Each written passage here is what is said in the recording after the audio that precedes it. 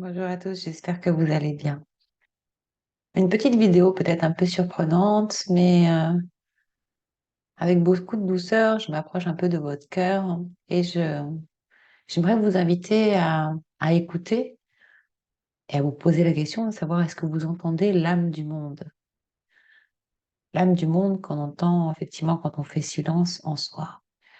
Et cette âme du monde, elle crie, elle hurle en ce début d'année. C'est l'âme qui aspire vraiment à tout simplement à vivre l'amour. Alors on peut essayer de se débattre, on peut essayer de résister, on peut essayer collectivement de vouloir continuer à nier ou à contrôler des situations, mais cette atmosphère qu'on peut ressentir, hein, aussi bien collective qu'elle nous touche individuellement, euh, eh bien, elle doit nous engager en cette année à faire un processus de renaissance et de gros travail intérieur, puisque tout ce qui est dévoilé, entre guillemets, en matière, naît de l'esprit et naît de nos pensées, de nos croyances individuelles et collectives, et donc de ce karma aussi, dont nous sommes tous empreints. Alors, si vous entendez, comme moi, cette âme du monde, c'est que vous avez déjà travaillé sur vous et que, en fait, vous ressentez, hein, cette vibration, puisque vous êtes reconnecté à vos sens, et donc vous entendez cette âme du monde qui correspond à la vibration du cœur de chacun et de chacune d'entre nous sur cette planète.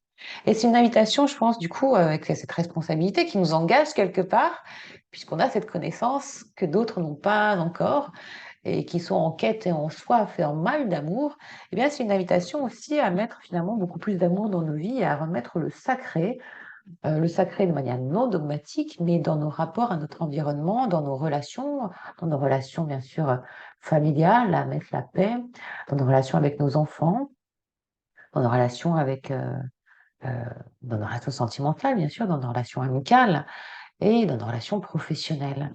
N'oublions pas cette place du sacré qui nous unit au-delà de tout. Alors, le reste vient après, mais remettons l'essentiel là où il doit être. Avant de descendre en matière, tout naît de l'esprit.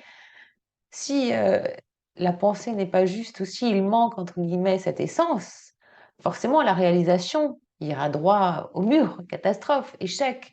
Donc, je pense qu'on a suffisamment vécu ça dans l'ère du poisson. Là, s'amorce une nouvelle ère, une ère justement plus consciente, dans laquelle on sort du rôle bourreau, victime, sauveur, et il est de notre responsabilité pour notre propre épanouissement pour, et aussi bien que ceux à qui nous transmettons quotidiennement, eh bien, une invitation à mettre plus de vivant, plus de joie dans nos vies, à ne pas se laisser happer par ce karma délétère collectif où toutes les pensées, croyances, fausses informations qu'on souhaiterait nous faire croire ou vivre, de la même façon que ne pas se laisser happer par l'intelligence artificielle, mais bien l'utiliser comme un outil à notre service pour justement croître dans ce sens et évoluer plutôt qu'involuer, et à mettre plus d'authenticité, plus de vérité, plus de présence, plus d'engagement, d'aventure, plus de surprise, plus d'écoute, plus de générosité, plus d'humanité.